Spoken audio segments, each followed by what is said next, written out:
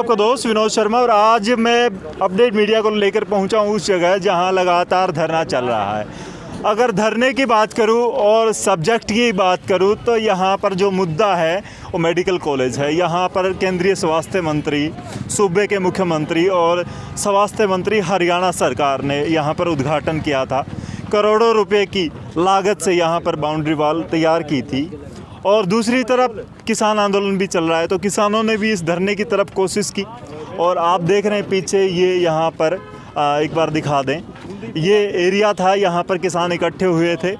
और मैंने थोड़ी देर पहले दूसरी वीडियो में आपने देखा होगा, आंधी तूफान के बावजूद भी किसान वापस नहीं हटने वाले, ऐसा नज़र आ रहा है। क्योंकि थोड़ी देर पहले तंबू उखड़े थे, राकेश टिकैत साहब भी खड़े रहे थे और दूसरे किसान भी। जी, जोगेंद्र नैन जी हमारे साथ मौजूद हैं, जो कि किसान यूनियन एक अलग संगठन इनका, और हमेशा किसानों की बात करते हैं मुख्य रूप से। जी, क्या कहेंगे आज? मैं आज सभी भिवानी वासियों को दिल की गहराइयों से धन्यवाद करूंगा कि इस काम के सीज़न में भी बड़ी संख्या में लोग यहाँ पहुँचे और जो अपनी हकों की आवाज़ उठाने के लिए 3 काले कानून के अलावा जो सरकार के द्वारा नींव पत्थर रखे जाने के बावजूद भी यहाँ से उसको मेडिकल कॉलेज को उठा करके भिवानी में ले जाया गया। मैं सारे इस नज़दीक के भिवानी के क्षेत्र के लोगों को जो हौसला है उसकी दाद देता हूँ कि वे उनके द्वारा जो इस हमारे 155 दिन हो गया आज टिकरी बॉर्डर या अन्य बॉर्डरों के ऊपर बैठे हुए दिल्ली के अंदर, उस आंदोलन के साथ साथ अपनी लोकल आवाज़ों को उठाए हुए हैं।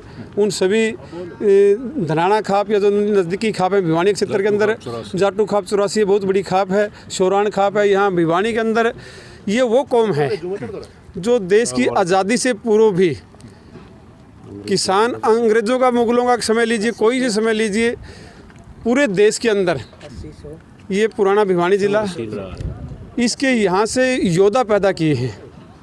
युद्ध में चाहे हमारा 65 का है, चाहे 71 का है, चाहे आज़ादी के बाद के भी जितने भी जो जुझारूपन है हमारे भिवानी क्षेत्र के अंदर है, जो किसानी है, वो भी यहाँ की जो हमारी हरियाणा प्रदेश की कल्चर है, जो हमारा भूमि है वो उबड़ खाबड़, रेतीली और पथरीली, इस भिवानी क्षेत्र के अंदर, अकेले भिवानी के अंदर सभी तरह की ज़मीनें हैं।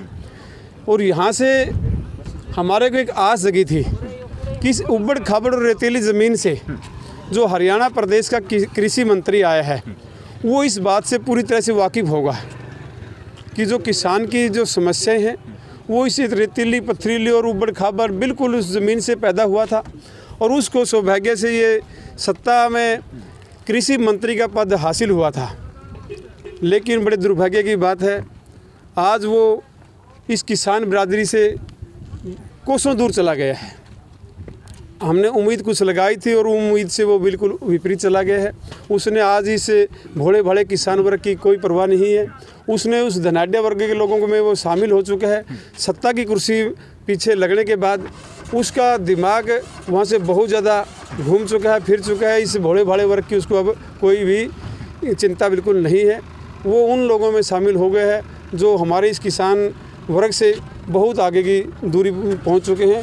उन किसानों से उसको कोई लेवा देवा नहीं है। यहाँ पर हर कोई रूप देखने को मिलता है, बड़ा मेला जमता है जब किसान इकट्ठे होते हैं।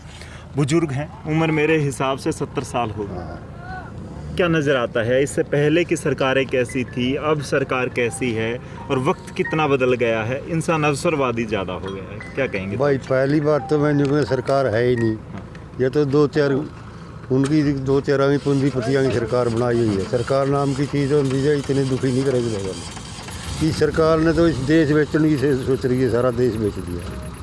हमारा तो भाई किसानों का हक की लड़ाई लड़ने का मतलब है, हक की लड़ाई में लड़ाएंगे, मरा से बचा, हमारा हक नहीं छीन जाएंगे। कौन नेता यूँ लगता है कि किसानों की भलाई के लिए, क्योंकि आपने तो वक्त काफ़ी देखा, जो नेता थे वह तो इनकी पाछा गिर दिए, नेता तो रहे नहीं है। तो 2 जासूस है रहे हैं गुजरात के, सारा पैसा गुजरात में ठोक दिया इनकी।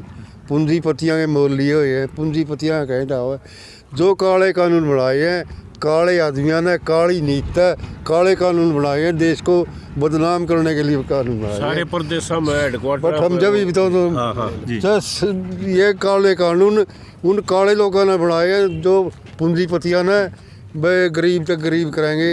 हरियाणा में थोड़ा बहुत था, पंजाब में थोड़ा किसान खुशहाल थे, इनकी नहीं सुहा है, इसीलिए इनकी काले कानून आए हैं। जी। और जब तक नहीं है काले कानून वापस होंगे, किसान कभी भी वापस नहीं आएंगे। जी आपका क्या मानना है? बुजुर्ग हैं, उम्र दराज हैं और फिर भी हर आंदोलन में आप भी पहुंच पा रहे हैं। हाँ जी, कानून तो ये काले कानून है जी, जो सरकार है मतलब वो थोप रही है और ये 2 घरानों को मान ले अमीर ज़्यादा बनाने जा रही है। और सिर्फ 2 घर दिखे हैं, जो आज 350 मौत हो चुकी है बॉर्डर पर, लेकिन उनकी कोई परवाह नहीं है। और बस सिर्फ अडानी अबानी। और एक पीछे भी एक आवाज़ उठी थी, एक सुशांत सिंह मर्यादा को, एक नाचने कूदने वाला, हाँ। उसकी बड़ी आवाज़ उठाई गोदी मीडिया ने और इस सरकार ने, लेकिन किसानों की कोई परवाह नहीं है। लेकिन किसान जब तक ये तीनों कानून वापस न होंगे तब तक लड़ाई लड़ता रहेगा, चाहे कुर्बानी कितनी भी देनी पड़े, लेकिन दिल्ली से पुट्ठे नहीं हटेंगे। हमारी लाशें आ सकती है। जी भाई साहब भी हमारे साथ मौजूद हैं। आपने कुछ बोला था? फतेहाबाद जिला के प्रधान है। आ जाइए। हाँ जी, इतनी दूरी से आए। हाँ, आप भिवानी चल के फतेहाबाद। हाँ, जिला फतेहाबाद जिला का प्रधान हूँ जी, मैं मच्छिंदर सिंह मेरा नाम। आप भी जींद से आए हैं? मैं जींद है। जींद से। आप तो जींद से आए हैं। काफी यहाँ दूर से। ये जी। महापंचायत हुई है, प्रेमनगर गांव ने बुलाई थी और किसाना की पंचायत थी और एक मेडिकल का उद्घाटन किया था JP नड्डा जी ने। वो आजकल जो अध्यक्ष बने हुए BJP के बड़े नेता हैं, और मनोहर लाल जी ने एक यूनिवर्सिटी का किया था, एक मेडिकल का किया था। जो गांव ने 172 एकड़ ज़मीन फ्री में कॉस्ट दी थी, कोई पैसा नहीं लिया था। और उसकी एवज में यूनिवर्सिटी का तो उद्घाटन कर दिया, वो यूनिवर्सिटी का काम शुरू कर दिया। मेडिकल का काम शुरू होने से पहले ही इन्होंने मेडिकल का अलॉटमेंट सब वो लिया था, टेंडर हो लिया था। ये मेडिकल से ही मना करके वहाँ कहीं कटड़ा फार्म में बनाते हैं, कहीं भाई वो फेड की ज़मीन लेते हैं, कहीं मिल्क प्लांट की ज़मीन लेते हैं, कहीं भाई वो जो चौधरी बंसी लाल के टाइम पर पुराना मेडिकल बनाया हुआ था, उसमें एक नर्सिंग हॉस्टल था, उसको उखाड़ रहे हैं। एक उनकी वो जो स्टाफ क्वार्टर थे, उनको भी उखाड़ के वहाँ मेडिकल बनाएंगे। तो यानी एक विशेष वर्ग को वो देने के लिए फ़ायदा कि भाई, ताकि यहाँ पंजाबी वर्ग रहता है, वहाँ उसके आसपास एक विकर्षणा कॉलोनी है, उनको विशेष मदद देने के लिए CM के पास गए भी थे। जो धरने की जो कमेटी थी, वो CM साहब ने कह दिया, मैं नहीं बताऊंगा किसने ये मना करवाया, किसने नहीं करवाया, हम वहाँ मेडिकल नहीं बनाएंगे। तो आपका भी यही मानना है कि एक कम्युनिटी विशेष को दर्जा देने के लिए ये वहाँ शिफ्ट किया जा रहा है मेडिकल कॉलेज? हाँ जी, यही है भाई, यहाँ से उखाड़ के वहाँ ले गए हैं, तो यहाँ की ज़मीन तो इनके पास रह गई ना, वहाँ वैसे मिल गई इनको, तो इसका प्रॉफिट ले लेंगे। ये तो ज़मीन का प्रॉफिट ले लेंगे, किसी कंपनी को बेचेंगे या और कुछ करेंगे, और प्लांट बना देंगे जो इनके काम आने का होगा। ये तो मतलब अपना फ़ायदा देखने के लिए करते हैं ना, पब्लिक का नहीं करते। पब्लिक का फ़ायदा करना चाहिए। एक युवा भाई हमारे साथ हैं। जी, क्या कहना चाहेंगे? और आज ये पहुँचे हैं और जिस हिसाब से मेडिकल गांव प्रेमनगर में 2017 में 29 जुलाई को एक JP नड्डा साहब ने शिलान्यास रखा था मेडिकल कॉलेज का। 37 एकड़ में मेडिकल कॉलेज बनना था। वो सरकार की मनसा 2 बार कमेटी गठित की गई, 2 बार ये जगह बहुत बढ़िया लगी उनको और पक्की कर दी। 18 महीने में मेडिकल कॉलेज बना के तैयार कर देंगे। फिर सरकार की 2017 के बाद जो रिपोर्ट आई 2019 में, उस रिपोर्ट में क्या हुआ, 2 पहले ही ठीक बता रहे थे, बाद में एक रिपोर्ट में गलत बताने लगे। इस कारण सरकार उसको मेडिकल को भिवानी ले गई। भिवानी मेडिकल को 3 जगह बना रही है, क्योंकि यहाँ तो 1 जगह बढ़ा 37 एकड़ ज़मीन में, वहाँ 3 जगह कर रही है। तो इसमें तो मरीज़ 3 जगह जाएगा, तो खून टेस्ट कहीं होएगा, पर्ची कहीं कटेगी, तो मरीज़ की सांस बहुत कम होती है, वैसे ही वो अपनी जान खो देगा। मैं ये कहना चाहता हूँ, सरकार को चेताना चाहता हूँ कि मेडिकल कॉलेज बनेगा तो प्रेमनगर में बढ़ेगा, नहीं तो भिवानी में भी नहीं बनेगा। अच्छा, हमारे साथ है भगत सिंह युवा ब्रिगेड, जो कि हमेशा भगत सिंह जैसा जोश भी उनमें नज़र आता है। अजीत घनघस मौजूद है। अजीत जी, अभी थोड़ी देर पहले भाई ने कहा कि या तो बनेगा तो यहाँ बनेगा, नहीं तो नहीं बनेगा।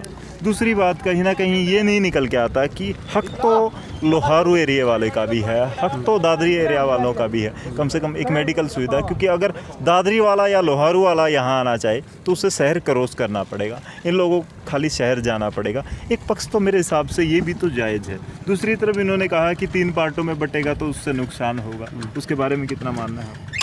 देखो जी, ये जो सारी बात आपने जो सवाल किए, ये सवाल तो जो सरकार ने पहले यहाँ पत्थर लगाने से पहले खुद सरकार ने देखना चाहिए। जब सरकार को कहीं ज़मीन नहीं मिल रही थी तो इन्होंने ज़मीन देने का काम किया। तो उस टाइम जो अब ये पत्थर लगा के और फिर ये कहीं कहीं पे लेके जा रहे हैं और वो बोल रहे हैं कि हम लगाने वाले, हम नहीं बना रहे।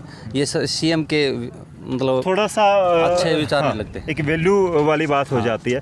लेकिन आप भी इसी इलाके से आते हैं, आप जाटू लुहारी से, आपके नज़दीक है ये प्रेमनगर गांव। मेन मकसद क्या है कि ये गांव, ये इलाका, ये आसपास के गांव यहाँ चाहते हैं? हाँ, ये मेडिकल, ये कारण क्या है? ये कारण यही है कि पहले अगर यहाँ नींव रखी थी, हमने पहले यहाँ जो गांव थे इनने किसी ने डिमांड नहीं करी। जब सरकार ने खुद देना चाहा तो हमने यहाँ बातचीत करके जो जाटू खाप 84 थी उनने सब ने मीटिंग करके यहाँ भाई अपनी ज़मीन देने का विचार करे। हाँ, बिल्कुल फ्री ज़मीन दी। अब इसके बाद जो सरकार है ना, जो खट्टर के विचार हैं ये गलत हैं और यहाँ बनेगा तो सबको फ़ायदा होगा। बाईपास बिल्कुल, ये आपने जो कहा लोहारू वाले उस साइड के यहाँ हैं, तो बाईपास बनेगा तो बिल्कुल उनको भी आसानी होगी, शहर के अंदर नहीं जाना पड़ेगा। अच्छा, ये बड़ी बात है। दूसरी बात आपने कहा कि मेन बात शब्दों की होती है। पंचायत के एक जो बात पक्ष रख दिया, अपनी बात रखती तो बात का वजूद होता है और उस वजूद के लिए लड़ाई लड़ी जा रही है। बिल्कुल जी, बिल्कुल। तो पंचायत ने जिस भरोसे के साथ दी थी ज़मीन, बड़ी मुश्किलों से, कोशिशों के बाद ज़मीन दी जाती है और उसके साथ यूँ मानते हैं आपकी विश्वासघात हुआ? बिल्कुल विश्वासघात हुआ है।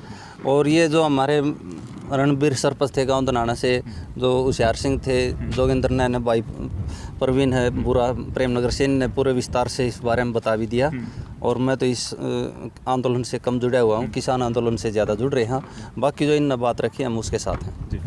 किसान आजकल हर आंदोलनरत, प्रयासरत जो भी व्यक्ति है, जो भी कमेटी है, उनके बीच में पहुंच रहे हैं, उनको सपोर्ट कर रहे हैं। क्या लगता है आने वाले वक्त में, जिस हिसाब से लोकतंत्र में एक हिस्सा होता है आंदोलन करने का, ये अधिकार है, मौलिक अधिकारों में से एक, आप अपनी आवाज़ उठा सकते हैं, तो क्या इस प्रकार से किसान जुटेंगे और हर आंदोलन को आवाज़ देंगे और मजबूती देंगे? बिल्कुल। जो ये भी एक किसान से जुड़ा हुआ ये आंदोलन है, हम इनकी मदद करेंगे, ये उसी से का मुद्दा है। और इस मुद्दे के साथ बिल्कुल संयुक्त किसान मोर्चा इस मुद्दे के साथ खड़ा है। और यहाँ की जो कमेटी है, जो आसपास के गांव की पूरी कमेटी संयुक्त मोर्चा के साथ है। ये आपने देखा किस प्रकार से यहाँ किसानों का रुख है आने वाले वक्त में। उन्होंने कहा कि मेडिकल बनेगा तो प्रेमनगर में बनेगा, नहीं तो भिवानी डिस्ट्रिक्ट में ही नहीं बनेगा।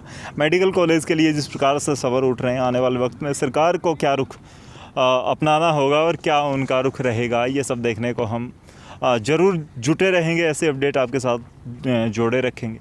आप जुड़े रहे हैं ऐसे अपडेट के लिए। आज जो आंदोलन हुआ उसके बारे में कमेंट्स करके ज़रूर बताइएगा और वीडियो अगर पसंद आई हो इसको लाइक करके शेयर कीजिएगा। हमारे चैनल के साथ ऐसे ही अपडेट के लिए यूट्यूब पर हमें सब्सक्राइब कर लें और फेसबुक पर फॉलो कर लें। तब तक के लिए धन्यवाद। राम राम, जय हिंद।